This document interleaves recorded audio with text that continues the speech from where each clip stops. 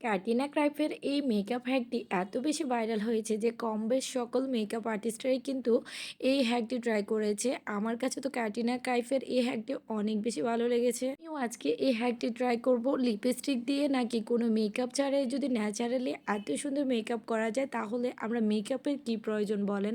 তো আমিও একটু লিপস্টিক নিয়েছি, লিপস্টিকটা দিয়ে আমি ক্যাটরিনা কাইফের মতো প্রথমে লিপস্টিকটাকে লাগিয়ে নিয়েছি। তারপরে এখন ছোট একটা ব্রাশের সাহায্যে এটাকে ব্লেন্ডিং করে নিয়েছি। বিশ্বাস করেন আমার কাছে এই হ্যাকটা সবথেকে বেস্ট একটি হ্যাক মনে হয়েছে।